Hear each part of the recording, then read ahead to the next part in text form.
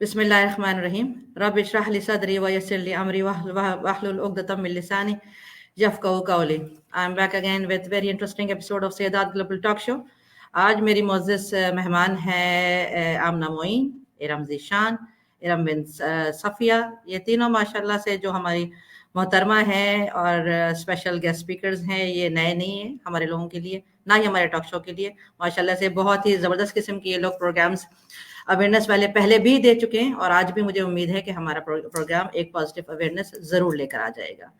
आज हम लोग एक बहुत अहम बहुत इम्पोर्टेंट टॉपिक पे बात करने वाले हैं। ये टॉपिक भी आप लोगों के लिए न्यू नहीं है और ये ऐसा टॉपिक है जिसको हम निगलेक्ट भी नहीं कर सकते और हम जो है जिसे कह सकते हैं अनकॉन्शियसली इस टॉपिक को निगलेक्ट कर भी रहे हैं, क्योंकि हमारे यहाँ जो टीन्स हैं उनके बहुत सारे टेंट्रम्स हैं, उनके मसले मसाइल हैं। क्या होता है, पेरेंट्स उन मसले मसाइल को समझते भी नहीं हैं और उसी नेग्लिजेंस में इसी उसी नॉलेज ना होने की वजह से हमारे बच्चे बहुत ज़्यादा डिप्रेशन का शिकार हो जाते हैं, परेशान हो जाते हैं। और उसमें क्या होता है, हम एज पेरेंट्स, जिसमें मैं खुद भी शामिल हूँ ऑब्वियसली, हम बच्चों के साथ बड़ी ज्यादती भी कर जाते हैं। हमें समझ नहीं आ रहा होता कि भाई बच्चा ऐसा क्यों रिएक्ट कर रहा है, नाराज क्यों है, खाना क्यों नहीं खा रहा, बदतमीजी क्यों कर रहा है। बच्चे जब टीन एज में आ जाते हैं वो बहुत सारी चीजें ऐसे कर रहे होते हैं कि हम कहते हैं यार ये तो कितना बदतमीज हो गया है, मैंने तो उसकी ऐसी तरबियत ही नहीं की। बच्चे बहुत कुछ मारना धरना, चीजें तोड़ना, चोरियां करना, बड़ा कुछ अपने आप को जख्मी करना, सुसाइडल अटेम्प्ट्स करना, बड़ा कुछ कर लेते हैं। तो अब ये इतना वास्ट टॉपिक है, ऑब्वियसली हम इस पे सब टॉपिक्स पे तो बात नहीं कर पाएंगे, मगर हमने कुछ 4 मेन टॉपिक्स इसमें हमने उठा लिए हैं, जिसमें चाहूंगी कि मैं उन तमाम टॉपिक्स पे आप तीनों अपना फीडबैक दें। हमने आज चूज किया है, जैसे एंग्जाइटी डिसऑर्डर है, उसके रीजंस सॉल्यूशंस पे बात करेंगे, डिसरप्टिव बिहेवियर डिसऑर्डर पे बात करेंगे, मूड डिसऑर्डर डिप्रेशन पे बात करेंगे, सुसाइडल थॉट्स पे बात करेंगे और नॉन सुसाइडल सेल्फ इंजरी पर भी थोड़ा सा, उसको भी अगर टाइम मिला तो हम लोग उसको टच कर लेंगे। हम लोग स्टार्ट लेते हैं आपसे इरम। अच्छा, इन लोगों के बारे में जो लोग जानना चाहते हैं, मैं चाहती हूँ कि हम लोग प्रोग्राम सॉरी 2 इरम्स हैं, कौन-सी वाली 2 इरम? इरम से, इरम सफिया, हम आपसे स्टार्ट लेते हैं। जी, जी। अच्छा, मैं चाहूंगी कि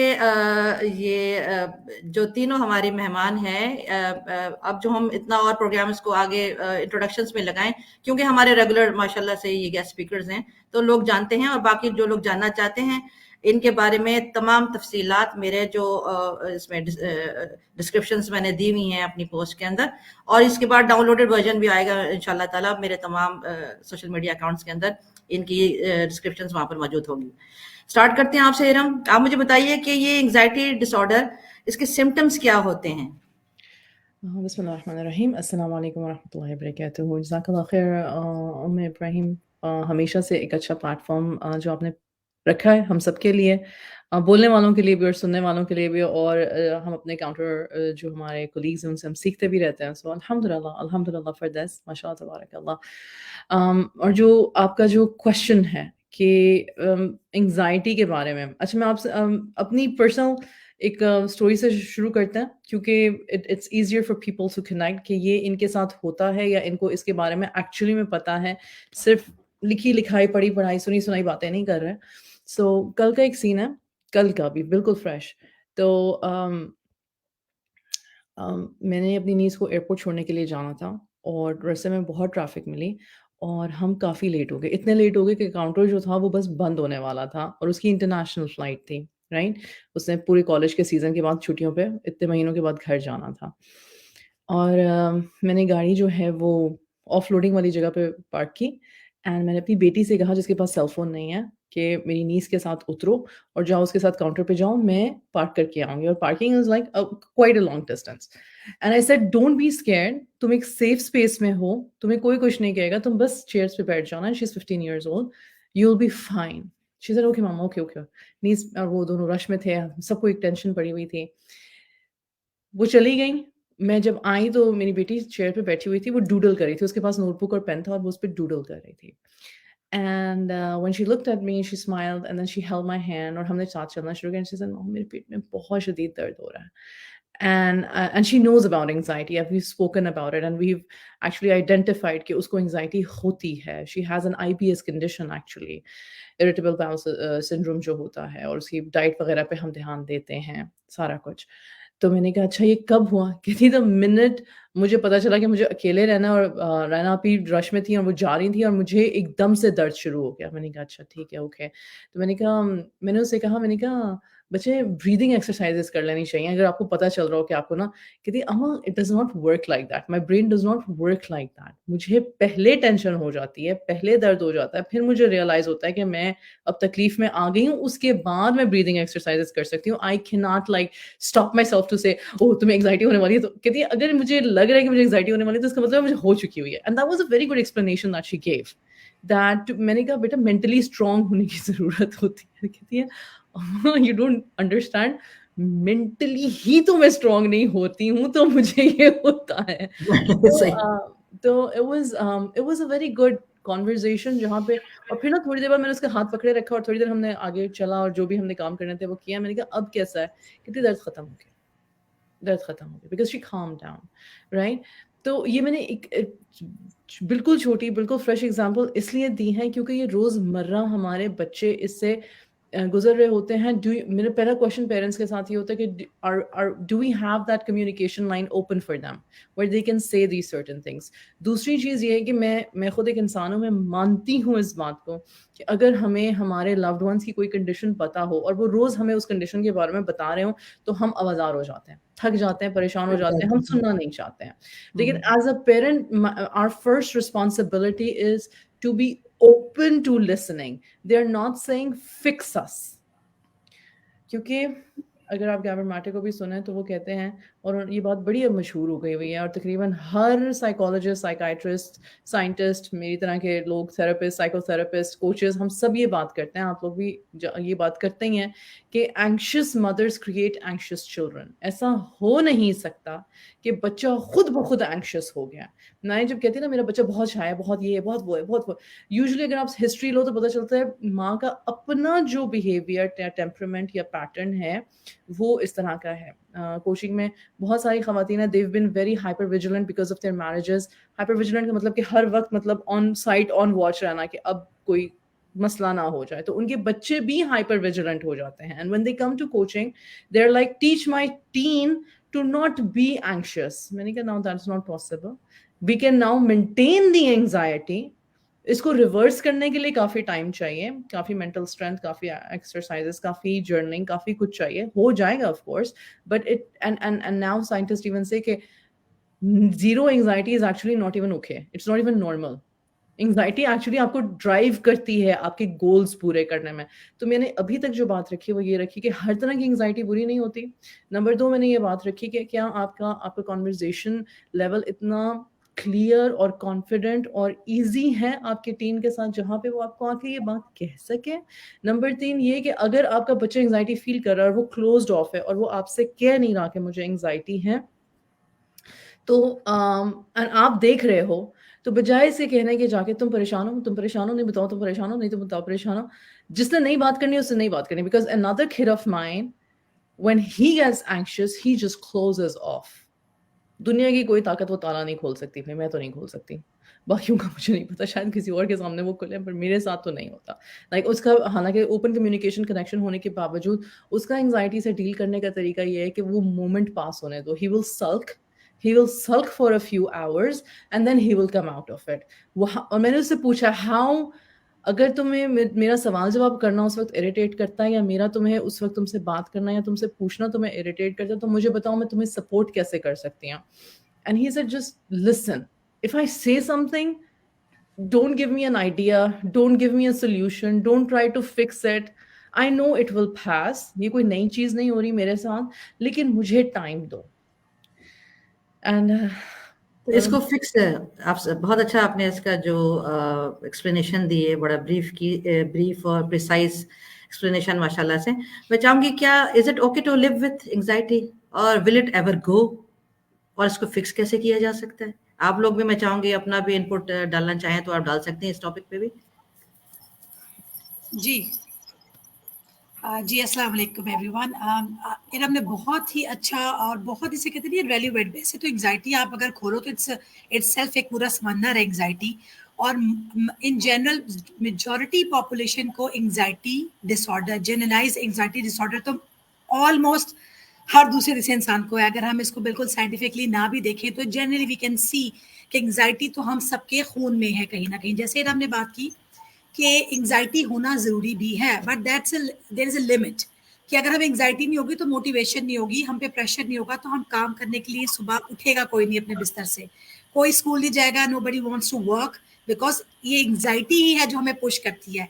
but where to draw a line, कहाँ पर आपको ये करना है कि कहीं मेरी एंग्जाइटी, मेरी ओवर थिंकिंग, क्योंकि एंग्जाइटी कहीं ना कहीं ओवर थिंकिंग, अगर मैं आसान आम पब्लिक की बात करूं तो over thinking is actually the lead cause of anxiety. तो जैसे आप अपनी ओवर थिंकिंग पे काबू पाएंगे, आप कहीं ना कहीं अपनी एंग्जाइटी को कंट्रोल कर सकते हैं। एक और बड़ी इंपॉर्टेंट बात कि जो एंग्जाइटी है, अगर आप टीनेजर्स में देख रहे हैं, उसकी रूट कॉज क्या है? रूट कॉज पेरेंटिंग आ जाती है। रूट कॉज फिर वही ले दे के, अगर पेरेंट्स के अंदर एंग्जाइटी और हर वक्त की टेंशन लेना और हर वक्त का शोर, और anxiety means that your body is actually exhibiting कि आप एंग्जाइटी में हो।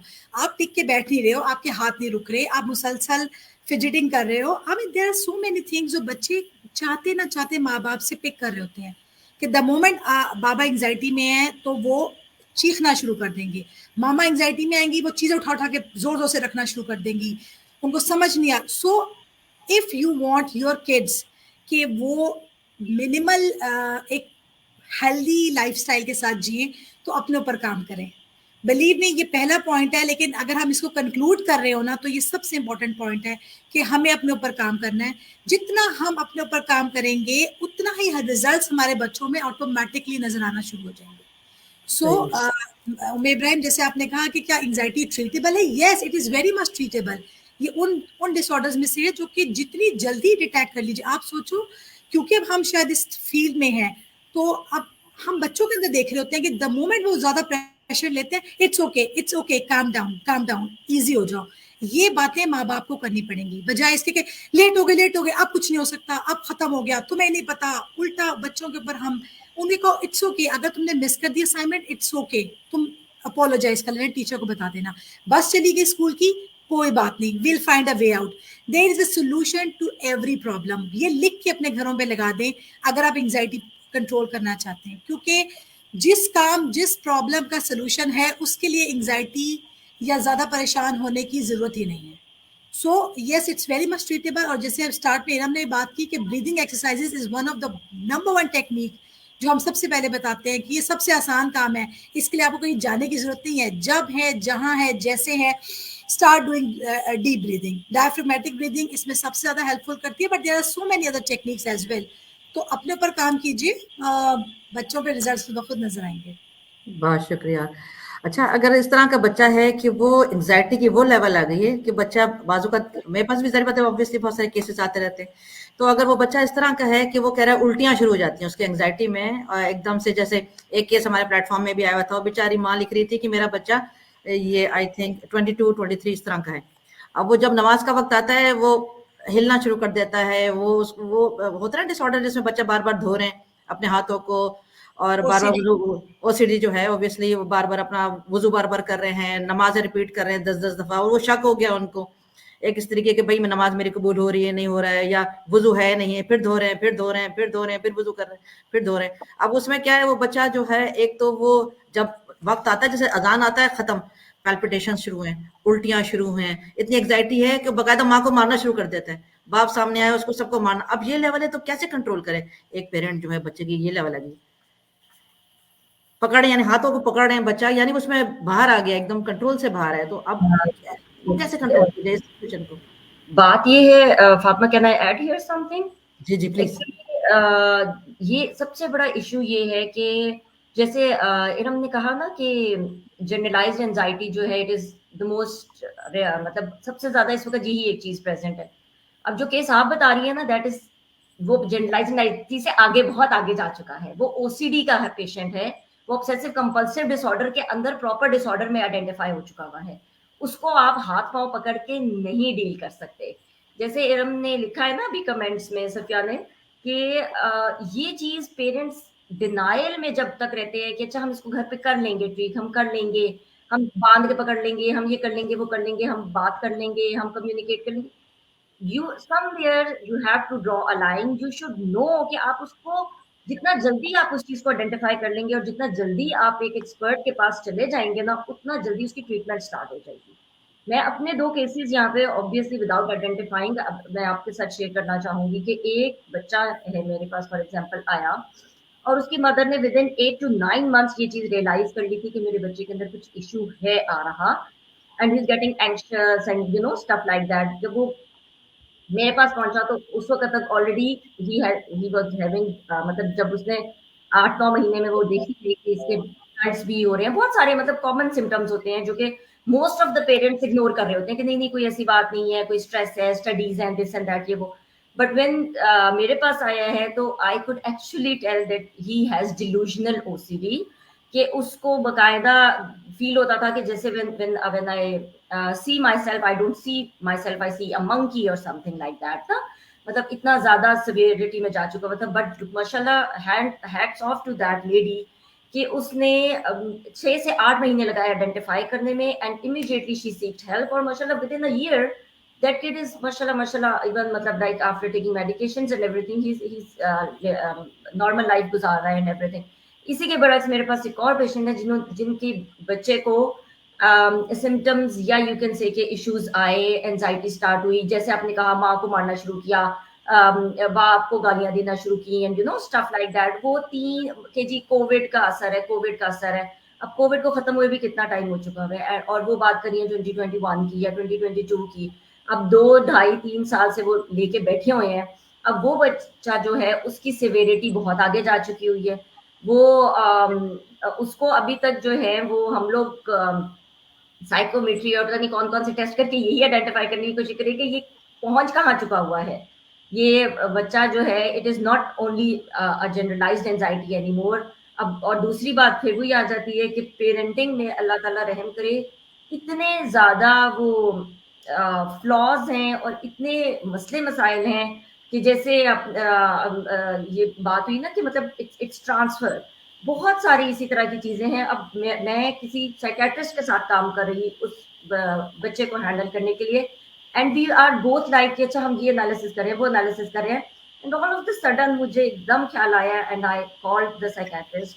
कोई तकरीबन हफ्ता 10 दिन काम करने के बाद, क्योंकि शायद मेरा ख्याल है उससे भी ज्यादा टाइम हो चुका हुआ था, कि इतना ज्यादा कॉम्प्लेक्स यानी उसकी सिचुएशन थी कि हमें एक्चुअली इट जस्ट क्लिक मी। मैंने कहा ये narcissistic mother is creating a narcissistic kid। हर कितनी ही मेंटल डिसऑर्डर्स हमारे ट्रांसफरेबल हैं, मतलब जो कि जनरेशन टू जनरेशन जा रहे हैं। अवेयरनेस ही नहीं है पेरेंट्स को किस वक्त इंटरवीन करना है, किस वक्त देखना है। हाँ, वो बहुत पहले उसको एक इस तरह से 3-4 साल पहले उसको एक एपिसोड हुआ था जिसमें उसने ही वाज फिजिकल एंड वगैरह वगैरह इस तरह की चीजें ना।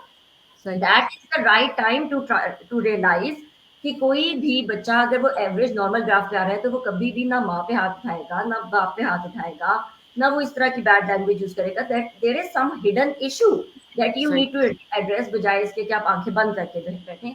सबसे ज्यादा इस वक्त जरूरत जो है वो पेरेंट्स की अवेयरनेस की है, और हर चीज को एंजाइटी और डिप्रेशन के उसके अंदर नहीं डाला जा सकता। Mental disorders unfortunately this is a fact बहुत ज्यादा बढ़ रहे हैं। जैसे मैं अपनी डॉक्टर के पास भी जब जाती हूँ, मेरी अपनी जो मतलब फिजिशियन है, तो वो भी मुझे यही बात पूछ रही थी कि क्या वजह है, क्यों इतने बढ़ रहे हैं। तो दिस इज अ फैक्ट कि mental disorders are increasing day by day. Parents need to educate themselves कि हमें इग्नोर नहीं करना। अगर एंजाइटी है तो एंजाइटी है, उसके अपने सिम्टम्स हैं, अगर वो उससे थोड़ा सा आगे जा रहा है you need to intervene and you need to seek professional help for that thing. So yes, this is it. जबरदस्त, माशाल्लाह से, जज़ाकल्लाह खैर। Coming back to Iram Safia, आप मुझे बताओ ये डीबीडीज की बात करते हैं कि डिसरप्टिव बिहेवियर डिसऑर्डर, इसके बारे में थोड़ा सा एक्सप्लेन कीजिए या कोई एग्जांपल दीजिए कि ये क्या होता है, इसके बिहेवियर्स कैसे होते हैं, सिम्टम्स क्या होते हैं। अच्छा, इंशाल्लाह। वैसे उम्मे मैंने ना मेरे कमेंट्स ओपन नहीं है, तो मैंने प्राइवेट चैट में ना पूरा एक मूड और एंग्जायटी का आपको पॉइंटर्स सेंड किए हुए हैं, तो वो प्लीज़ अगर आप कमेंट्स में कॉपी पेस्ट कर दें ताकि पढ़ने वाले जो हैं वहाँ से पढ़ लें।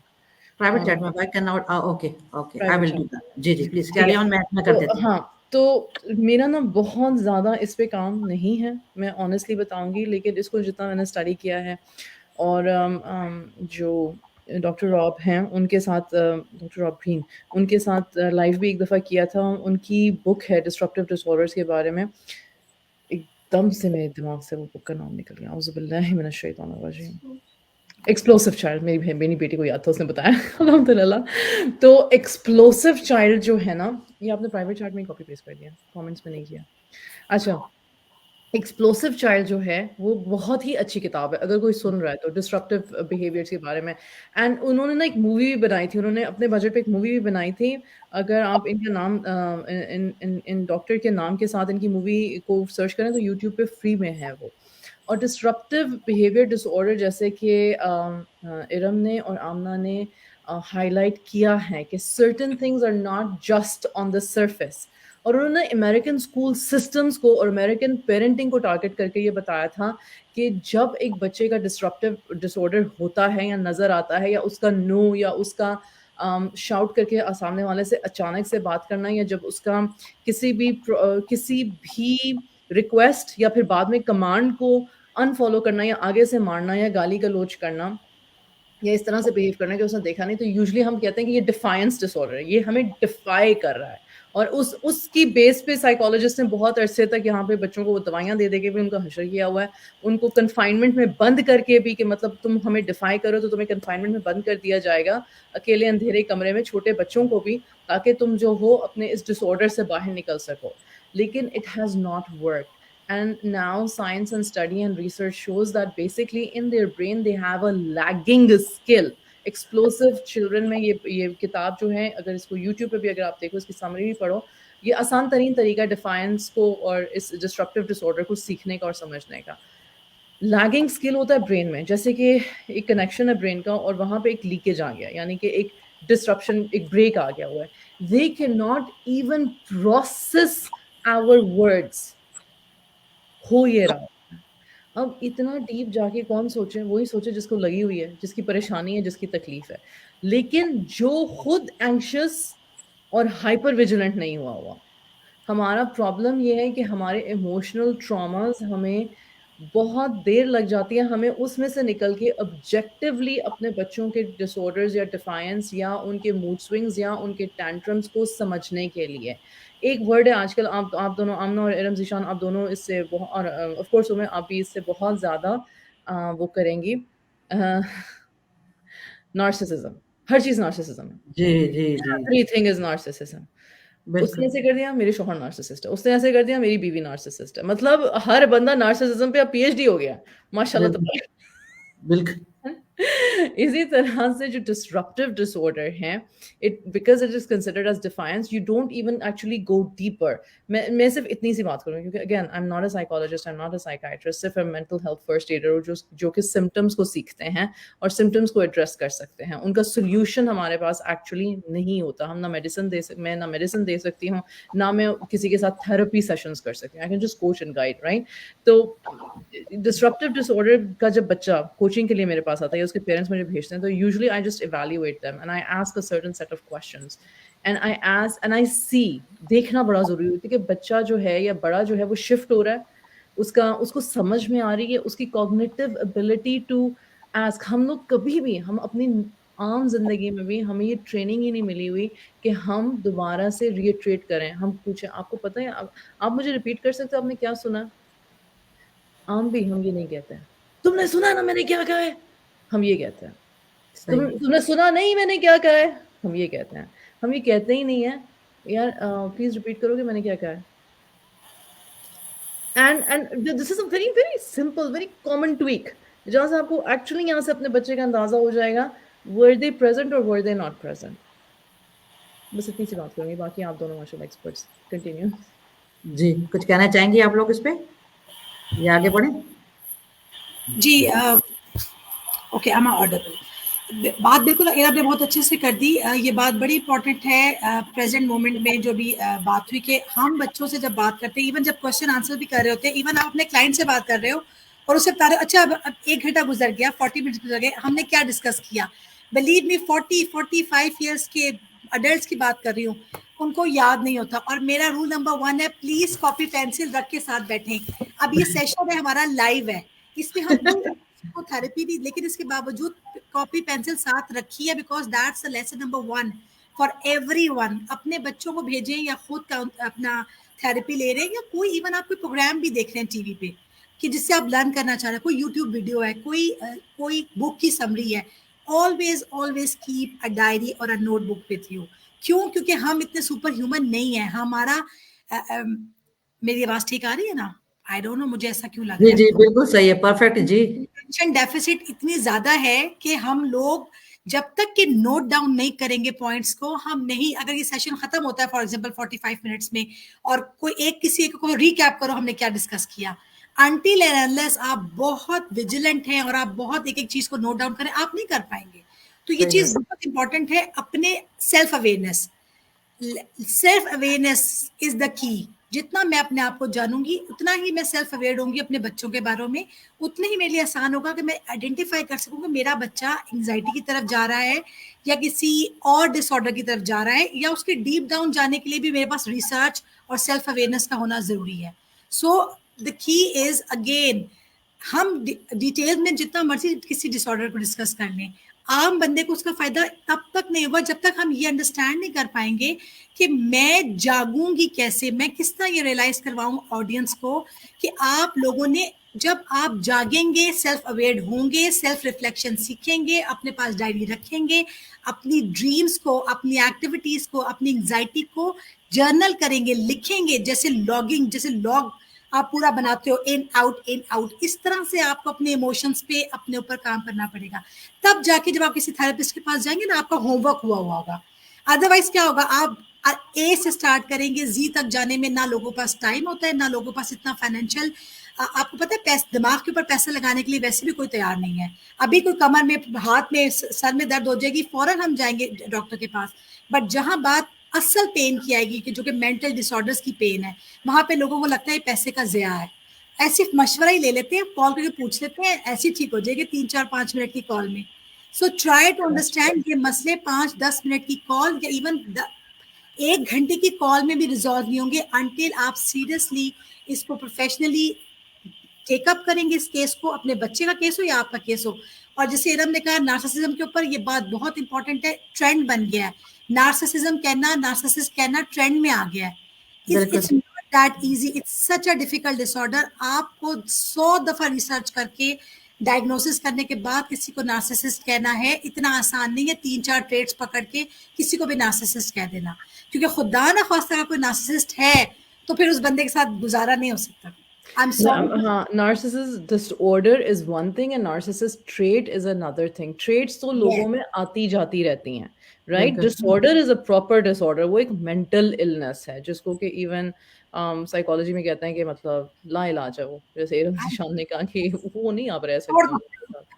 I'm not sorry. यहाँ पे कहना चाहूंगी कि ये हमारा सोशल मीडिया, जहाँ पर बड़े सारे खराबियां हमारे माशरे में, जो ड्रामाज हैं हमारे अपने पाकिस्तानी, जो माशरे को बिगाड़ में बड़ा काम कर रहे हैं, वहाँ मैं समझ रही हूँ कि जब कोई मुझे कोई रिकमेंड कर देता है ड्रामा, मैं ज़रूर देखती हूँ। आजकल हम अपने टॉक शो के ज़रिए एक ड्रामा मैं रिकमेंड करना चाहूँगी, बड़ा अच्छा, ये नार्सिसिज्म पे ही वो एक ड्रामा आ रहा है, बहुत पावरफुल मैसेज है।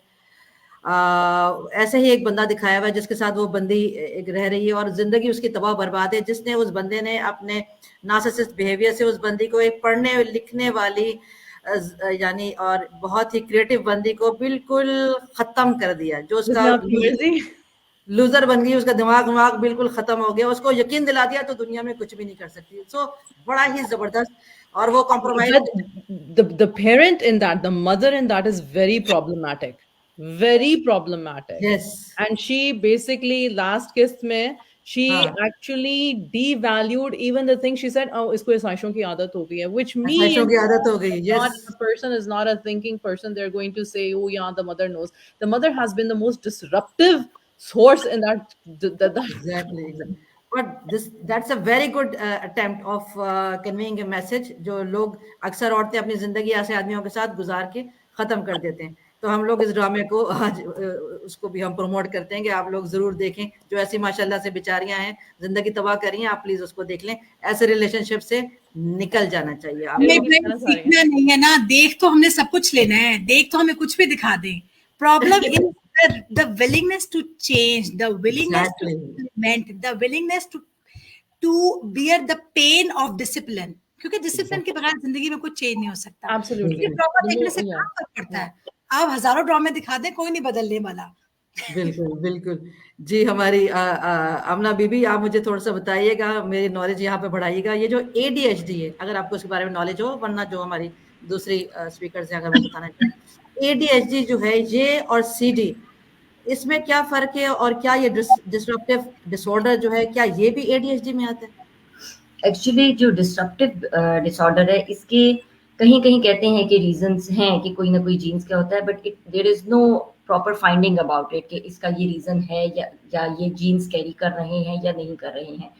जहाँ तक डिस्ट्रप्टिव बिहेवियर की बात की है, एक तो मैं थोड़ा सा पीछे से जो पॉइंट था वो उसको कंटिन्यू करना चाहूंगी कि हमने ये तो बात कर ली कि एंजाइटी बहुत ज्यादा हो रही है and this and that, but जो एक चीज क्योंकि हमारा इस प्लेटफॉर्म पे आने का मकसद ये है कि हम अगर थोड़ा बहुत भी कोई टिप्स दे सकें एक कॉमन मैन तक पहुंचने के लिए, उन तक पहुंच सके, तो जैसे कि इरम ज़ीशान ने भी बात की थी ना कि अपना पेपर और pen, the main issue of, मैं कहती हूँ कि वन ऑफ द फैक्टर्स जो कि बहुत ज़्यादा मेंटल डिसऑर्डर्स बढ़ रहे हैं, उसका एक मेजर रीज़न ये है कि हमने रीडिंग, हमने बुक्स, हमने कॉपी पेंसिल्स को साइड पे कर दिया, बिल्कुल साइड लाइन कर दिया हुआ है।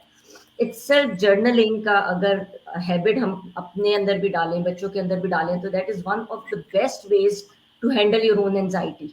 आपको इवन मतलब वो भी करने की जरूरत नहीं है, आप डेली का डेली जो भी आपका इनपुट आ रहा है उसको निकालते चले जाएंगे, उसको लिखते चले जाएंगे, तो वो आपको एंजाइटी कॉज ही नहीं करेगा।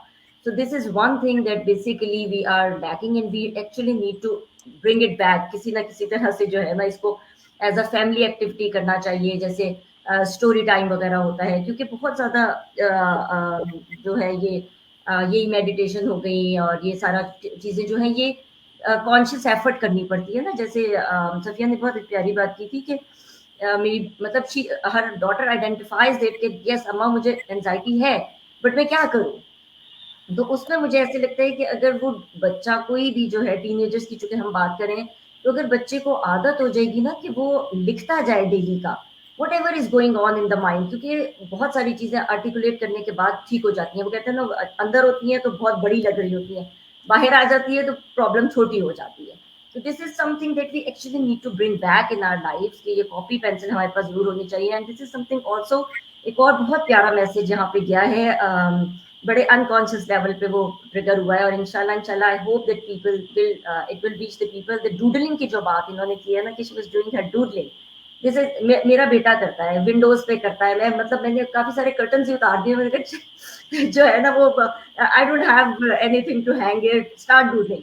ये आर्ट जो है ना, जिसको हमने निकाल के बाहर कर दिया हुआ है कि आर्ट करके क्या करना है बच्चे ने, आर्ट्स में जाके क्या करना है, ये सारी चीजें आपकी ये एंजाइटी, आपकी ये जो रेगुलर जो प्रॉब्लम्स जिंदगी की आती है, even this disruptive behaviours I can tell, क्योंकि मैंने बहुत सारे बच्चों पे ये चीज देखी है कि आप उनको एक वे आउट दे देना तो बहुत सारे उनके मसले वैसे ही हल हो जाते हैं कि अच्छा what do you want to do, how do you want to take it out. अच्छा आपको कोई पंचिंग बैग लगा दें बच्चे को उसके कमरे के अंदर, आप कोई अगर मतलब बॉयज में आपको इस तरह की ये डिस्ट्रप्टिव बिहेवियर की जिस तरह से बात हो रही है, तो बहुत सारे वेज हैं जिनको कि जब चैनल कर देते हैं ना हम एनर्जी को, तो बहुत सारे इश्यूज जो हैं वो आगे बढ़ने से बच जाते हैं।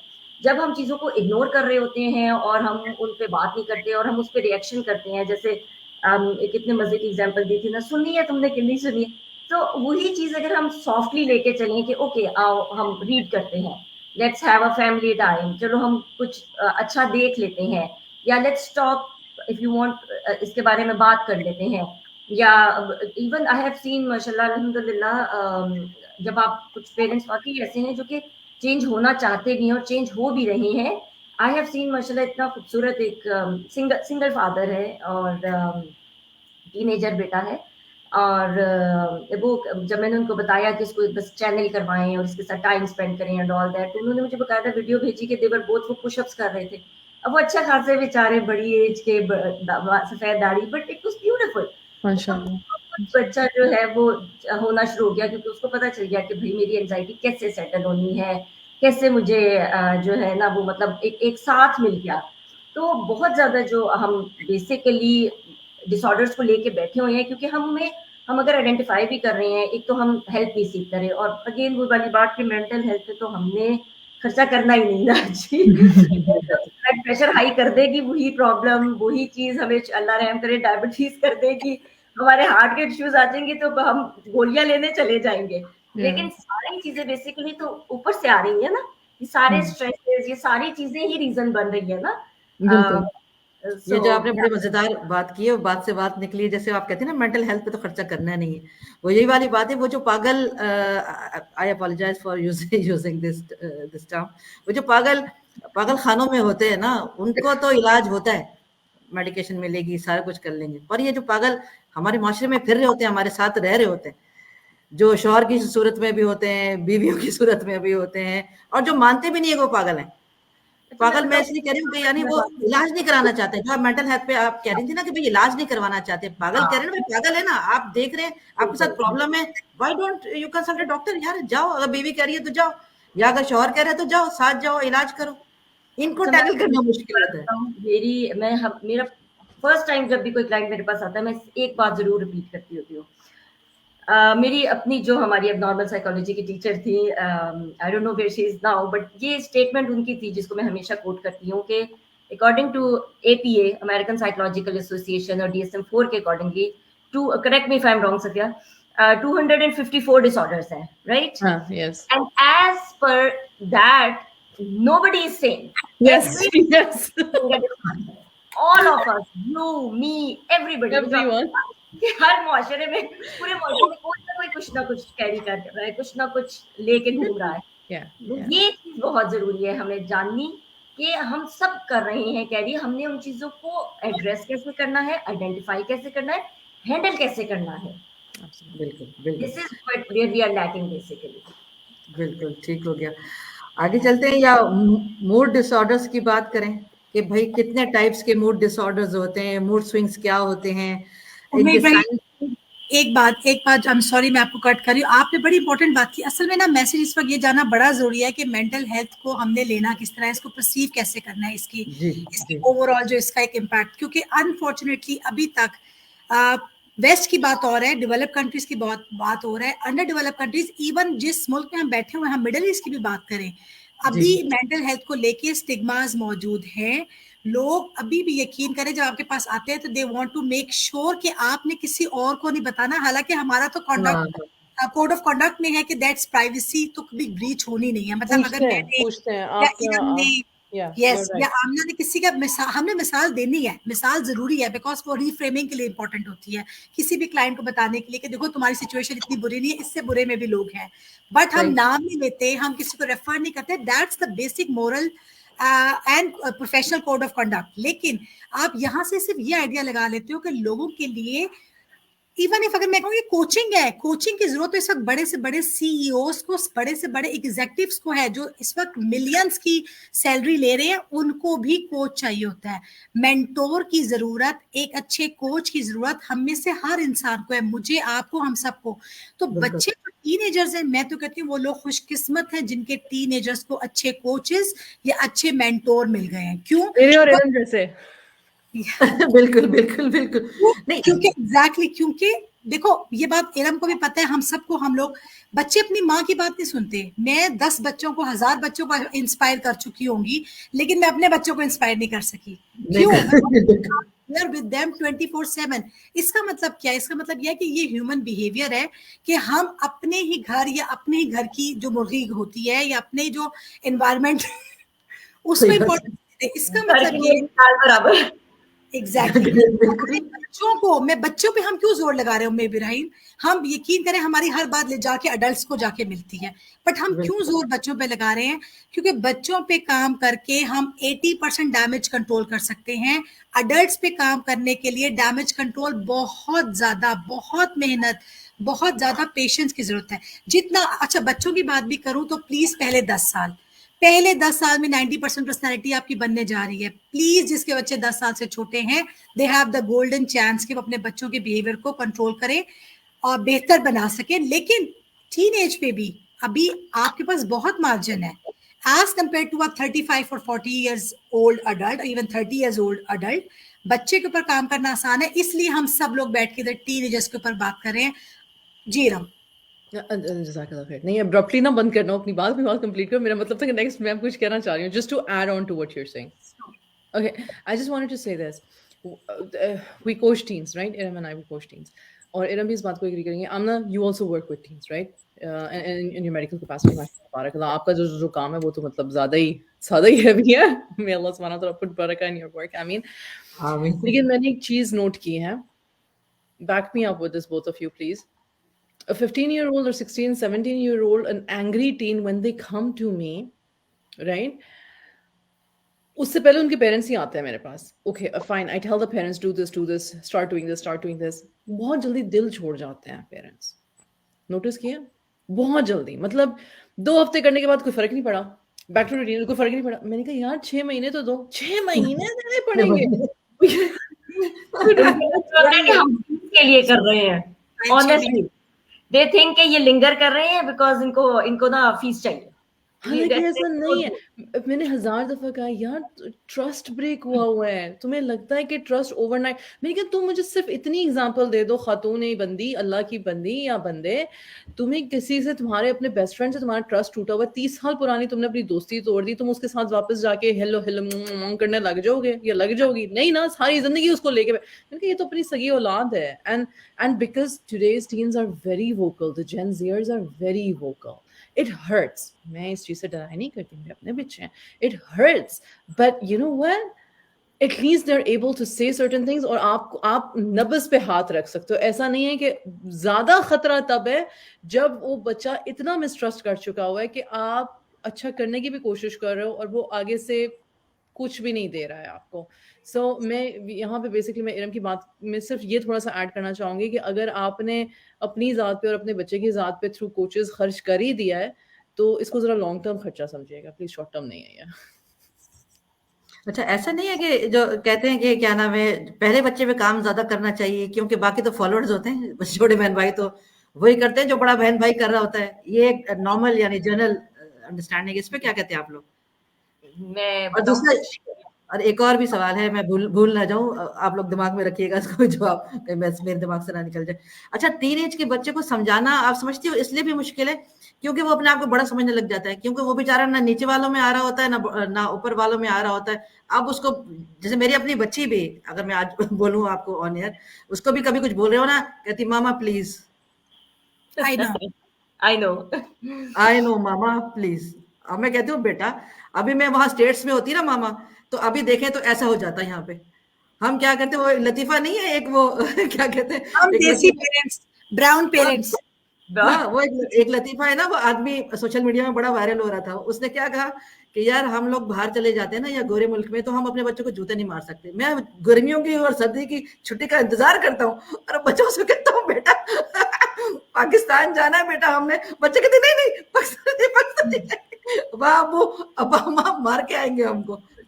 तो इसमें ये तो एक मजाक की बात थी। खैर, इसमें आप लोग बताइए कि क्या कहते हैं जी। फातिमा, आप पहला क्वेश्चन रिपीट करें जरा, उस पे मुझे कुछ बात करनी थी एक्चुअली। पहला बच्चा, first born child, sibling birth order basically.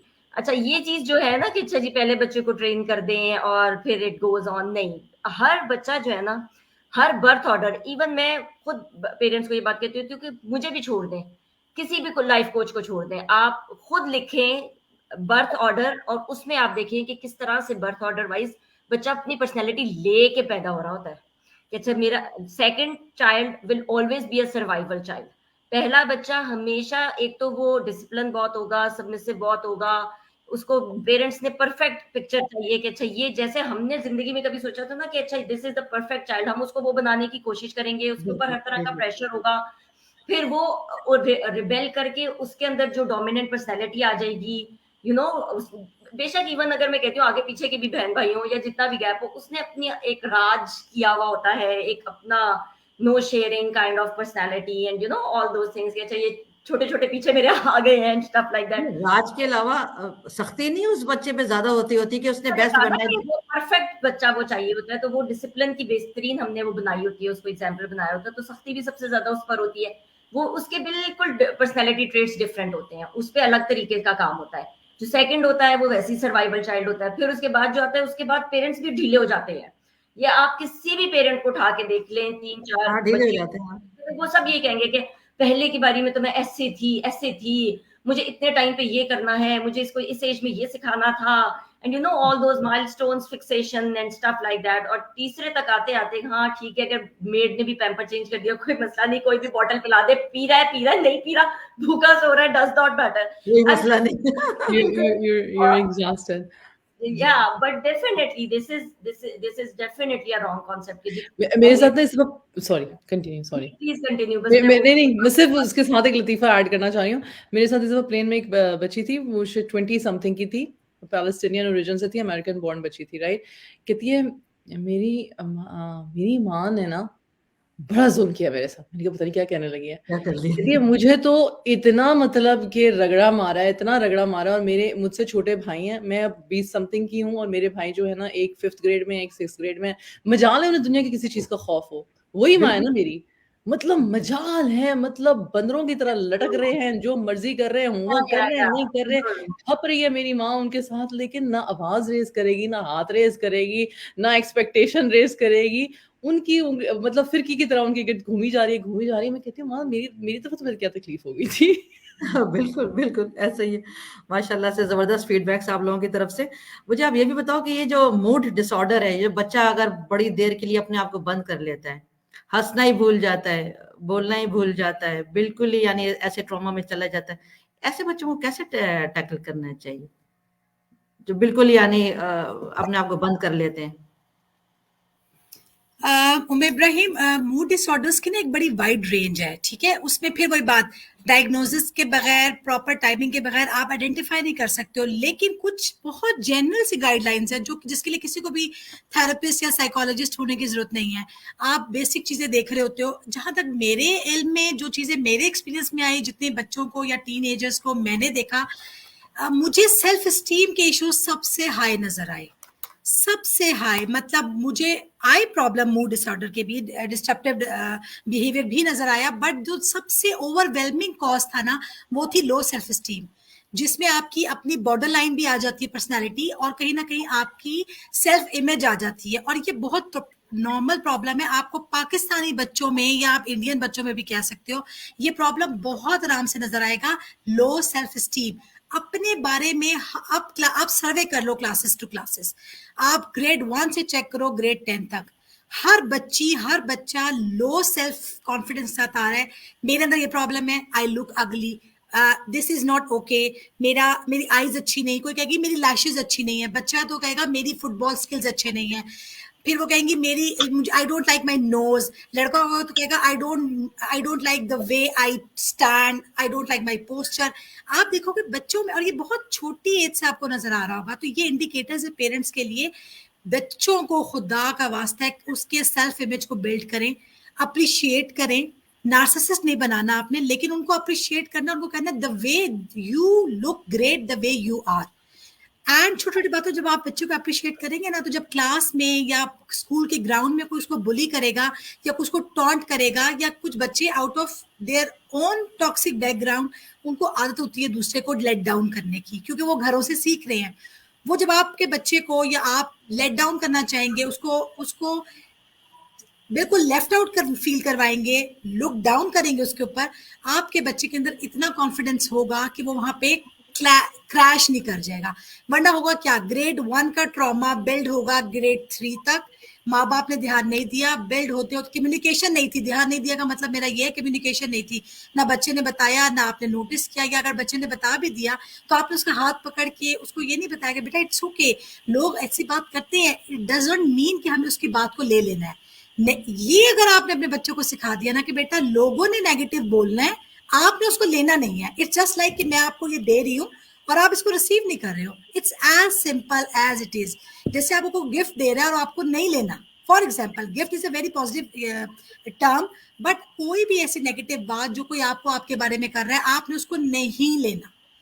ये आप छोटी एज से बिल्ड करें। फिर बच्चे को बताएं कि आप अल्लाह की बेहतरीन क्रिएशन है, अल्लाह ने आपको जिस तरह पैदा किया है, you are perfect the way you look, the way you thinking पे काम करें। ब्यूटी सोच की होती है, ब्यूटी थिंकिंग की होती है। हमारे पास इस वक्त मुसलमान उम्मत के थिंकर्स नहीं है। बिलीव मी उम्मे इब्राहिम, इस वक्त मैं कहूँ ना, मुझे कहूँ इरम एक प्रॉब्लम बताओ, वी डोंट हैव थिंकर्स। हम सब सही बात। मशीन की तरह जिंदगी गुजार रहे हैं। हम सही बच्चे पैदा करें, बच्चे बड़े करें, उनकी शादियां करें, अब उनकी शादी कब करनी है, उनके बच्चे कब प्लान करने हैं, उनकी फंक्शंस कैसे होने हैं, मैंने क्या पहनना है, उसने क्या पहनना है, स्कूल कौन सा होगा, टीचर्स कैसी होंगी, मीटिंग कब होगी, ग्रोसरीज कब आएंगी, ये सब एनिमल लेवल इंस्टिंक्ट के काम है। खाया पिया सोया उठ गए, ये इंसानों के काम नहीं है। आपने बच्चों को सोचना सिखाना है। जिसने बच्चे को सोचना सिखा दिया, उसकी फिलोसॉफिकल बेस अच्छी कर दी और उसे बता दिया कि इंसान खूबसूरत अपनी सोच की वजह से होते हैं, अपने पर्सपेक्टिव्स की वजह से होते हैं, आप एक बेहतरीन जनरेशन देखने जा रहे हैं अगले 15-20 साल में। अदरवाइज यही सर्कल चलेगा, यही डिसऑर्डर्स, यही प्रॉब्लम्स, मैं अपनी एंग्जाइटीज अपने बच्चों में ट्रांसफर करूंगी, वो इसको लेके, और फिर हम बहुत फख्र से कहते हैं कि हमारे खानदान में तो बेटा ऐसे होता है। यानी हम अपने ट्रॉमास को खानदानी बनाकर और बहुत फख्र, और फिर जो उसके खिलाफ खड़ा होगा उसको हम इतना कोई डिमीन करते हैं। कोई लड़की, कोई औरत, कोई बंदा बोल के तो दिखाए खानदान के खिलाफ। आप दीन के खिलाफ बोल लें, इट्स ओके, बट आप कल्चर और खानदान के खिलाफ नहीं बोल सकते। नहीं बोलते। सो दीज आर आपने द बेसिक प्रॉब्लम्स, मोर ये बेस बनते हैं मेंटल डिसऑर्डर्स के। सो ये जो सेल्फ आपने कीजिए, मेरा लास्ट लाइनर यही होगा इस पूरे उसका। बहुत ज़बरदस्त आपने बात की है। और ये कोई आमना और इरम, ये कोई इतनी कोई इम्पोर्टेंट बात है ना, जो आज हम ये बात को भी अपने इस प्लेटफॉर्म से बहुत समझाना चाहेंगे अपने लोगों को, जो पेरेंट्स यहाँ पे बैठे हैं। सेल्फ स्टीम वैसे तो बच्चों बड़े हर एक की होती है, मगर ये जो टीन वाला बच्चा होता है ना, क्योंकि ये अपने आप को बड़ा समझने लग जाता है, इसको फिर आप बच्चों में काउंट नहीं कर सकते इस बच्चे को। उसको इज्जत, हर बात वो फिर वो अपनी इज्जत पे लेने लग जाता है। आज मेरी बच्ची ने भी मुझे बताया कि मामा, हमारे अपने ग्रुप है 3-4 दोस्तों का, वहां हमारी एक फ्रेंड रो रही थी। मैंने कहा क्यों? कहती वो पेरेंट्स में मीटिंग थी, वहां पर टीचर जो है, टीचर ने कहा, उसकी मामा को बोला कि ये पागल की तरह से हा हा करके क्लास में हंस रही होती है और ऐसे करती है वैसे करती है। तो वो बेचारी, यानी ऑब्वियसली उसने इंसल्ट फील किया कि मेरी माँ, और फिर मेरी माँ घर में आके और शुरू होगी कि तुम पागल हो, तुम ये हो, तुम वो हो, इस तरीके से। तो वो बच्ची बकायदा यानी अपना वो निकाल रही थी, एंग्जाइटी और इस तरीके से डिप्रेशन, अपनी फ्रेंड्स के साथ बैठ के वो रो रही थी। और भी मेरी बच्चियां बताती रहती हैं कि क्लास में जो है, ये किसी पर्टिकुलर स्कूल की बात नहीं करी, इसमें हमारे टीचर्स भी इन्वॉल्व है, हमारे पेरेंट्स भी इन्वॉल्व हैं। जो स्कूल की एनवायरनमेंट होती है, वहाँ टीचर्स क्या करती हैं, आप एक बच्चे को, बकायदा ऐसे टीचर्स हैं, तुम तो यानी लूजर हो, मुंह पे कह रहे हैं बच्चे को। अब वो बोर्ड एग्जाम बच्चा देने के लिए जा रहा है, बच्चे बोर्ड में ऑलरेडी डिप्रेशन में होते हैं, उनकी एग्जाइटी उस वक्त पीक पर होती है, उनको नहीं समझ में आ रहा होता, क्यों हर तरफ का एक पीयर प्रेशर होता है कि यार उस खानदान में मेरे बच्चे, तुमने तो टॉप ही करना है, खाला का बच्चा अगर आया तो तुम आखिरी दिन है, घर वापस लौट के नहीं आना। अच्छा, इसी से हम लिंक करेंगे सोसाइटल जो अटेम्प्ट्स हैं और थॉट्स को, कि हम अपने बच्चों को इतना प्रेशराइज कर देते हैं इस एज में, जो अपना ये इंटर की लेवल पर आ जाते हैं, 9वीं 10वीं के लेवल पे होते हैं, 12वीं के लेवल पे होते हैं, कि वो एक कंपटीशन हो जाता है ना, कि तुमने डॉक्टर बनना है, इंजीनियर, बोर्ड के एग्जाम में बेटा तेरे अलावा किसी तो टॉप ही नहीं करना, खानदान का कोई बच्चा मेरे बच्चे से आगे नहीं होना चाहिए। और टीचर्स भी, एक तो घर से भी प्रेशर मिल रहा होता है उन बच्चों को, और टीचर्स भी जो है, जिसे कहते हैं ना, वो आखिरी जो कब्र के अंदर, वो जो ताबूत के अंदर जो आपका नेल होता है, वो भी पूरा किरदार अदा करती हैं बच्चों को। तुम तो लूजर हो, तुम तो कुछ कर भी नहीं सकती। बकायदा यहाँ तो एक स्कूल टीचर अपनी जवान लड़कियों को कह रहे थे, तुम लोग तो इतने बेगैरत हो, तुम तो इतने बेगैरत हो, और तुम लोग तो इतने लूजर हो, तुम लोगों को इतनी शर्म भी नहीं आती है, तुम तो पास भी नहीं हो सकते हो। अरे एक बच्चा पूरे दिन आपके पास यानी बैठा हुआ है, वो पहले ही परेशान है अपने एग्जाम से आगे सारा कुछ, आप कह रहे हो तुम कुछ कर ही नहीं सकते हो, और तुम तो फेल हुई हो ना अभी मिड टर्म में, तुम तो भूल ही जाओ, तुम तो ऐसा करो मत आना, तुम तो कुछ कर नहीं सकती। अब बच्चे क्या करना शुरू करते हैं, एक ये स्टेज होती है जहां बच्चा जो बहुत ही बेचारा चला जाएगा, वो सुसाइडल अटेम्प्ट्स की तरफ जाएगा। तो अब आप लोग बताइए, ऐसे पेरेंट्स को, टीचर्स को बताएं यार क्या करना चाहिए उनको। अब वो बच्चा सुसाइडल अटेम्प्ट्स की तरफ चला जाता है, क्या कैसे रोकेंगे, कंट्रोल कैसे करेंगे इन सब चीजों को, सिचुएशंस? मैं आपको बताऊं फातिमा, ये ना जब मेरी अभी मेरे ख्याल अभी हफ्ता नहीं हुआ, मेरे दूसरे प्लेटफॉर्म पे जो मेरा टॉक शो था ना, उसमें मैंने सिर्फ यही बात की। उन्होंने कहा कि आपने पेरेंटिंग पे बात करनी है। मैंने कहा मैंने पेरेंट्स से सिर्फ 2 ही बातें करनी, यूज ऑफ द लैंग्वेज। कोई पेरेंट्स, कोई टीचर, जितना भी नेगेटिव वर्ड है ना, loser, stupid, you can't do it, मैं कहती हूँ इवन छोटा सा भी बच्चा है ना, अभी मुझे बिल्कुल आपके टॉक शो से पहले भी एक मदर का उसी पे रिस्पॉन्स आया हुआ था कि आपने वो जो पेरेंटिंग का किया था, तो मैं ये कर रही हूँ, क्या मैं ठीक कर रही हूँ? तो मुझे इतना प्यार भी आया उनके ऊपर, और जिसे कहना चाहिए ना कि अप्रिशिएट भी मैं करूंगी कि जो लोग आके एक्नॉलेज करते हैं, कोशिश करते हैं। बट द मेन प्रॉब्लम हमारे जो हमारी टिपिकल जो एशियंस हैं, हम पाकिस्तान, इंडिया और बांग्लादेश के जो लोग हैं, हम जो एशिया से रिलेटेड है, हमारा मेन इशू जो आ रहा है हमारी लैंग्वेज का आ रहा है। हम लोग इतने नेगेटिव वर्ड्स यूज करते हैं इंस्टेड ऑफ ये कहने के you can't do it. Even मैं कहती हूँ बच्चा अगर 2 साल का भी बच्चा है, 4 साल का भी बच्चा है, 10 साल का भी बच्चा है, वो कोई चीज हैवी कैरी करने लगा है, तो बजाय instead of saying you can't do it, उसे कहे can we do it together, let us try it together. अपनी जिंदगियों में पॉजिटिविटी लेकर आए तो वो खुद ब खुद आगे जनरेशन में जाएगी। हम लोगों को मेन इशू जो आ रहा है, टीचर्स का भी मेन इशू जो आ रहा है, नेगेटिविटी हमने इतनी अपने ऊपर सवार कर ली हुई है, पेरेंट्स ने भी और टीचर्स ने भी। अब वहां पे जो है ना बेसिकली थैंक यू सभी, अब बेसिकली चीज है ना, उस विशियस माइंड सेट को हमें चेंज करना है। वो जो बड़ी मजे की बात है हमने की थी कि वो हम एनिमल्स की तरह ना, बस वो दिन हो रहा है, रात हो रहा है, दिन हो रही है, रात हो रही है, अच्छा ये चीजें विदाउट थिंकिंग हम कर रहे हैं। जहां पे हम अपनी थिंकिंग नेगेटिव को पॉजिटिव में चेंज कर लेंगे, उसी बच्चे को जब हम ये कह देंगे कि हर एक ने इंजीनियर या हर एक ने डॉक्टर नहीं बनना, अगर तुम फेल हो भी गए हो तो कोई एक सब्जेक्ट तो होगा ना जिसमें वो बच्चा अच्छा है या वो बच्ची अच्छी है। अब यहाँ से मैं सफिया प्लीज आप कंटिन्यू करें। Childhood trauma manifests as self-hate, low self-esteem, and it's a very अखलाकियात से गिरी हुई चीज, इसकी इंग्लिश मुझे भूल गई थी। सही, ये अखलाकियात तो आपने जबरदस्त समझाने वाला टर्म यूज किया। हाँ, मतलब हमें ना पता ही नहीं है कि हम अच्छे अखलाक के इंसान नहीं हैं। सही बात, हमें नहीं पता, हमें एहसास ही नहीं होता। हम हायरार्कियल सोच के लोग हैं। मेरा रुतबा ये है, मेरे पैरों के नीचे जन्नत है। मेरा दिल, मेरी जुबान, मेरे अखलाकियात रिफ्लेक्ट क्या कर रहे हैं, इसके बारे में ना कभी किसी ने पहले बात की, और अगर कोई ये मान लेगा तो वो कमजोर है, बेवकूफ है, वो सामने वाले को सर पे बिठा लेगा और सामने वाला पता नहीं क्या करेगा, नाचेगा उसके सर पे। ये जो खौफ हैं, ये आ कहां से नहीं, ये दिल की चोरी है, दिल की तंगी है, ये दिल की कड़वाहटें हैं जो ना नसों में बस गई हैं। और ये अगर इसको बहुत सिंप्लीफाई करके देखो ना, जैसे क्रिस्टलाइजेशन प्यूरिफिकेशन का जो एक वो होता है, तो एंड में पता है क्या निकलेगा? एंड में एरोगेंस निकलेगा, जो शैतान का सबसे बड़ा हथियार है। आई एम बेटर देन यू। अपनी कमियों खामियों को छुपाने के लिए झूठ बोलते हैं हम लोग अपने बच्चों से कि I am better than you, या I was better than you, या you are not better than the other person, because that is how this generation was raised. Push करके, ये पाकिस्तानियों का मसला नहीं है, ये खाली इंडियंस का मसला नहीं है, पूरे एशिया का, पूरे जहाँ जहाँ कलोनियलिज्म है और आज भी है। हम फलस्तीन के साथ जो हो रहा है देख रहे हैं, डंके की चोट पे वो कह रहे हैं brown skin we are better than you, और ये हमारी गुत्थी में बैठा हुआ है। आज मैं बिल्कुल सही कह रही हूँ। हम कल एक स्टेटमेंट में पढ़ रही थी यहाँ ग्रुप के अंदर, को एडमिन है हमारे प्लेटफॉर्म की, उन्होंने लिखा हुआ था कि आज पेरेंट्स की कोचिंग की ज्यादा जरूरत है as compared to your kids. ऐसे पेरेंट्स को देखें, दो तरह के पेरेंट्स होते हैं, उनके बारे में थोड़ा सा आप लोग बताइएगा, फिर हम रैप अप करेंगे। कि एक तो वो पेरेंट होते हैं जो अपने बच्चों को खुद दलील कर रहे होते हैं हर जगह पे, जहाँ पे ये तो मैंने तो खुद देखा है कि मैं देख रही होती हूँ यार, ये माँ ही है असली वाली है या इनके वाकई अपने ही अब्बा हैं जो ये कह रहे हैं।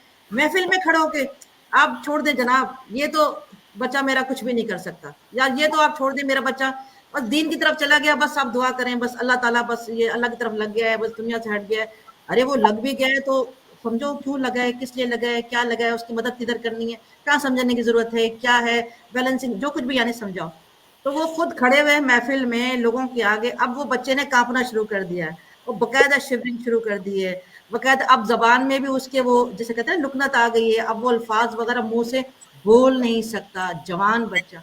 क्योंकि वो जहाँ जाता है ऐसे डर के खड़ा होता है यूं करके कि अभी मेरे अब्बा ने दुकान जा रहा है, अब्बा शुरू हो गए हैं कि नहीं नहीं आप इसको तो नहीं, ये तो नहीं बोल सकता, ये तो देखिए हकलाता, ये तो अपने आप को बता भी नहीं सकता। अब ऐसे पेरेंट्स, और दूसरे वो हैं जिनका बच्चा सब कुछ गलत कर रहा है पर वो डिफेंड कर रहे हैं। तो अब ये दो तरह के पेरेंट्स को बताइए, ये कैसी जनरेशन को आगे लेके जा रहे हैं, ये कैसी यानी मजे किस की बात है, जनरेशन आगे जा रही है, किसी ने नहीं किसी को लेके जाना। माशाल्लाह जन जी जा रही है आगे, आप पीछे भाग रहे हैं, वो जा रही है। मसलन ये इरम जो आपने बात की ना, द रूट कॉज इज जहालत, द रूट कॉज इज किबर। ये दो चीजें ऐसी हैं इंसान को और इसकी नस्लों को तबाह करने के लिए, ये दो चीजें काफी हैं। एक जाहिल होना, जाहिल होने का मतलब है आप सेल्फ अवेयर नहीं है, जाहिल होने का मतलब है आप अल्लाह को भी नहीं जानते।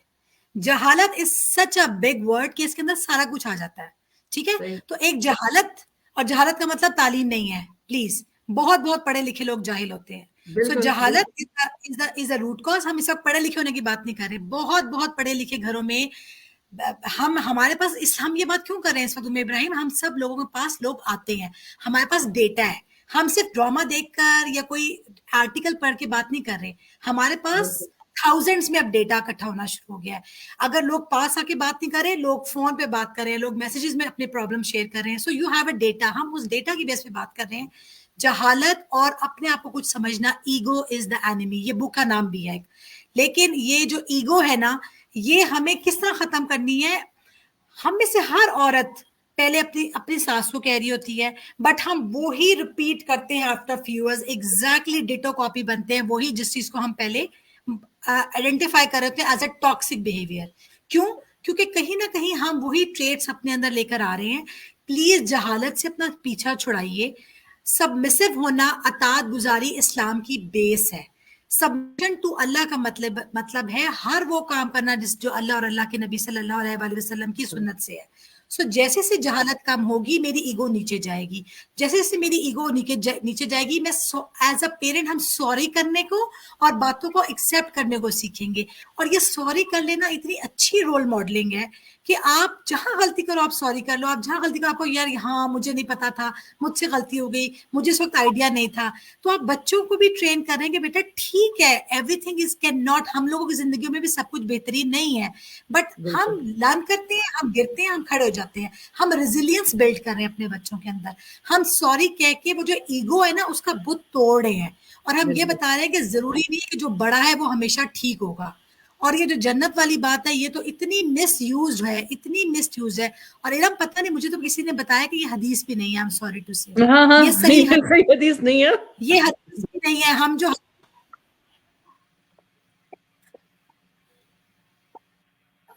और ये जो हमने हदीस कह के ये 2-3 हदीसें कह के जो हमने लोगों के माइंडसेट और पर्सपेक्टिव बिल्डिंग कर दी है और बिलीफ सिस्टम कर दिए, ऐसे कैसे हो सकता। अगर आप फर्ज करें एक जाहिल या एक फिरौन आपके सर पे है फॉर एग्जांपल, अब वो फिरौन आपको फिरौनियत ही सिखा रहा है, अब चाहे उसके पांव के नीचे जन्नत है या जन्नत का दरवाजा है, अगर वो केपेबल नहीं होगा, आपके ऊपर अल्लाह की अतात है, आपके ऊपर अल्लाह के नबी की अतात है, आपके पास हुस्न सलूक की ऑप्शन है। बट ऐसा नहीं है कि क्योंकि ये बात ऊपर से नीचे आ गई तो मुझे मनो अन एज इट इज इसको मानना है। तो जहालत और किबर, ये दो चीजें छोड़ेंगे तो जिंदगी आसान हो जाएगी। मैं यहाँ पे एक थोड़ी सी सिर्फ ये कहना चाहूँगी कि आप तीनों ने ये बात नोटिस की होगी, कनेक्शन विद अल्लाह का ना हर बंदे का ना एक लेवल डिफरेंट है। मेजॉरिटी ऑफ आस कम जब मैं सुनने लगती हूँ और देखने लगती हूँ तो people are just like Allah is unforgiving. Majority of them unforgiving in a sense के, या फिर अगर बच्चा नहीं हैंडल हो रहा है या शौहर या बीवी का रिलेशनशिप नहीं हैंडल हो रहा, then this is a punishment. 100% it's a punishment. It's not a mental disorder. It's not an anxiety disorder. It's not something that's genetic disorder हमारी family में हमने pass down किया है. It's just a punishment. And it's not. Sometimes like Allah subhanahu wa ta'ala se ta'alluq is something that takes you further. और आप अपने आप को disservice करते हो जब आप इस रट में फंस गए हो कि ये मेरी किस्मत है, ये पनिशमेंट है, ये मेरे गुनाहों की सजा है, ये कभी खत्म नहीं होगा, या ये मनहूस है। Oh for goodness sake, या मैं मनहूस हूँ, या just to add to whatever Iram was saying. सही। आखिरी सवाल यहाँ पे में ना मैं एक पॉइंट और ऐड करना चाहूंगी कि वही जैसे बात हो रही है ना कि एक एक्सट्रीम मदर वो है जो कि हर डिस्ट्रप्टिव बिहेवियर भी एक्सेप्ट कर रही है या वो पेरेंट हैं, और एक वो मदर है जो कि अच्छे या पेरेंट्स हैं जो कि मतलब जिसे कहना चाहिए ना कि हर चीज रिजेक्शन का एक लेबल लगा दिया हुआ है बच्चे के ऊपर। बेसिकली वही चीज आ जाती है कि हमारा दीन हमें क्या सिखाता है मियां रवि, उसी को छोड़ दिया ना हमने, हम दो एक्सट्रीम्स पे चले गए हुए हैं। और अगेन वही कि अब ये ऑनेस्टली मैं कभी कभी सोचती हूँ तो I feel, I don't want to use this word, don't take me wrong, but I feel pity for this generation. सही बात है। मैं मेरा जो बिल्कुल फर्स्ट केस था जिसमें बच्ची जो थी teenager girl, she came to me and she was suicidal, और उसके वो कट्स लगे हुए होते थे टांगों पे, बाजुओं पे, एवरीवेयर, कितना कितना टाइम वो वॉशरूम में होती थी एंड ऑल दैट थिंग। तो मैं एग्जैक्टली यही बात कहती थी, मैं उसकी माँ को सिर्फ ये कहती थी, मैं कहा था मतलब मुझे एग्जैक्टली आई रिमेम्बर कि मेरे ये अल्फाज थे कि मुझे तकलीफ होती है इन बच्चों के लिए, इन्होंने किस किस चीज से लड़ना है, इन्होंने किस किस तरह की जंगें हैं इनकी। सोशल मीडिया को एग्जैक्टली इतना प्रेशर है उनके ऊपर, सोशल मीडिया इटसेल्फ एक बहुत बड़ा चैलेंज है इन बच्चों को लेके चलना। हमारे जमाने में ये फितने नहीं होते थे, नहीं वी थे, हाँ। नॉट नो कि हमने इन फितनों के साथ किस तरह से हैंडल करना था या किस तरह अपने आप को रोकना है। ये जो कंपटीशन, अनहेल्दी कंपटीशन जो क्रिएट कर दिया गया है, जो एक कांस्टेंट रीजन ऑफ एंजाइटी है कंटिन्यूसली बच्चों के अंदर, दैट इज अनदर चैलेंज जो ये बच्चे देख रहे हैं। इसी तरह से सॉरी बट डिफॉल्टेड पेरेंटिंग, ये सारे वो पेरेंट्स आए हैं जिनके अपने पेरेंट्स बहुत ज्यादा जी। मतलब 100% हेल्दी वो नहीं की गई है, इनके साथ प्रॉपर पेरेंटिंग नहीं हुई है। दे आर वो जो देसी पेरेंट्स के वो जो जोक्स बने हुए हैं उनमें रियलिटीज हैं। दिस इज अ फैक्ट कि ये जो ब्राउन पेरेंट्स हैं या जो देसी पेरेंट्स हैं इनके अंदर ये चीजें हैं, और ये आगे जो है ना इन्होंने अपने जनरेशन के साथ, मतलब this generation I honestly feel pity for them. और मैं यही कहती हूँ कि अभी भी टाइम है, बचा लें, अभी भी टाइम है, खुद सुधर जाए ताकि आप अपनी जनरेशन को बचा बिल्कुल। सकें। आखिरी सवाल मैं आप लोगों से करूंगी, जैसे अभी आमना आपने भी कहा कि जो ये टीन्स होते हैं इनके अंदर आप समझते हो कि ये एक वो भी चीज़ बहुत होती है ना कि थ्रिल, जिंदगी में कुछ होना चाहिए, ड्रामा होना चाहिए, थोड़ा सा एडवेंचर, एक्साइटमेंट, जिसमें बच्चे क्या करते हैं, दो तरह के बच्चे होते हैं। ये नहीं कि ये बहुत डाकू या चोर हो जाते हैं, मगर ये उसमें एडवेंचर में ही एक पीयर प्रेशर होता है, दोस्तों के साथ मिलके चोरियां करना शुरू कर देते हैं। आपको मैं एक और बात बताऊं, जो अपने बच्चे आप को आप हर्ट भी अगर करना रोलर है। कोस्टर अगर आप रोलर कोस्टर जाएं किसी भी दुनिया के मुल्क में, किसी भी जगह पे आप जाएं, रोलर कोस्टर में सारे सबसे ज्यादा कौन कौन बैठा होता है? टीनर्स बैठे होते हैं ना। क्यों बैठे होते हैं? They need adrenaline rush. ये चीज बिल्कुल हम ना पेरेंट्स आइडेंटिफाई कर पा रहे हैं ना टीचर्स आइडेंटिफाई कर पा रहे हैं कि उनको एड्रेनलिन रश बिल्कुल कहाँ पे देना है। उनको बिल्कुल अगेन वही वाली बात आ जाती है कि उनकी एनर्जीज, उनकी वो सारी चीजें उनको चैनल करना है। उनको क्यों नेगेटिव उसकी तरफ जाना पड़ा? अगर वही चीज हेल्दी और पॉजिटिव उसमें निकाल दी जाएगी, उनकी एनर्जीज, उनको एड्रेनलिन रश रोलर कोस्टर्स पे और बाकी उनके फिजिकल ट्रिप्स वगैरह करवाने पे, मैं लिटरली कहती हूँ पैसे भी खर्च करने की जरूरत नहीं है, बच्चों के साथ कुछ भी हेल्दी एक्टिविटी कर लें। यस प्लीज आप कंटिन्यू करें। ये बात आई विश कि खाली खाली रोलर कोस्टर की हद तक ही होता है ये एड्रेनलिन रश, ये डोपामिनर्जिक में। हमारे टीचर कहा करते हैं, जब हमने इमोशनल इंटेलिजेंस की, जब मैंने भी सर्टिफिकेशन की, तो हमने इमोशनल इंटेलिजेंस में ब्रेन पढ़ा, ब्रेन के सारे हार्मोन्स और सारे जो केमिकल्स थे वो पढ़े। तो उसमें उन्होंने कहा कि इस वक्त सबसे खतरनाक डैमेजिंग जो हार्मोन है वो है डोपामिन। और dopamine is a player hormone. Player hormone क्या करता है? एग्जैक्ट ये इसकी एक नीड है, बहुत जल्दी से मैं इसको खत्म करूंगी बिकॉज हम ऑलरेडी अपना टाइम क्रॉस कर चुके हैं।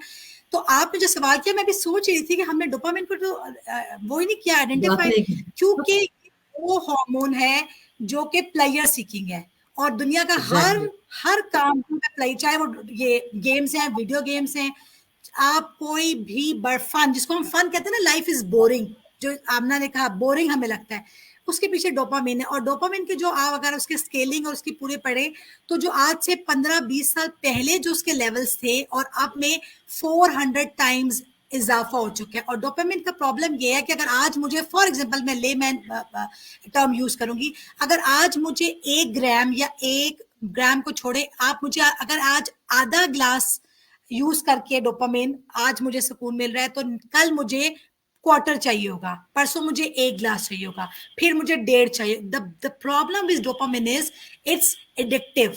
इसलिए दुनिया का हर नशा और हर बुरी लत और गुनाह एडिक्टिव होता है, चाहे वो पोर्नोग्राफी है, चाहे वो डेटिंग है, चाहे वो वीडियो गेम्स हैं। आप देखो बच्चे एडिक्टेड होते हैं, दे आर, आप उनको उस वक्त छेड़ के देखें, they will actually attack you, because attack उस यू, वक्त यस। उनका एड्रेनलिन या डोपामिन के जो आपके उनके जो रिसेप्टर्स होते हैं वो सब ओपन होते हैं। और ये बहुत डीप साइंस है, but closing it in a half minute कि ये बच्चे डोपामिन के ऊपर पल रहे हैं, इनकी सुबह से शाम तक खुराक में शामिल है, लिटरली हमारी फूड में, हमारे कंटेंट जो हम कंज्यूम कर रहे हैं, जो हम देख रहे हैं, जो हम सुन रहे हैं, जो हम दो हर तरफ। अब हमें ये डोपामिनर्जिक रेस को कम करने के लिए एक ही हल है, सेरोटोनिन, और दूसरा हार्मोन है हमारे पास जो गिविंग हार्मोन है, ऑक्सीटोसिन। हमें इन दो के ऊपर काम करना पड़ेगा। मैं इसके ऊपर आप चाहें रिसर्च करें, गिविंग बढ़ाना पड़ेगा, टेकिंग कम करना पड़ेगा, हर वक्त के प्लेयर को कम करना पड़ेगा, पेन को बढ़ाना पड़ेगा।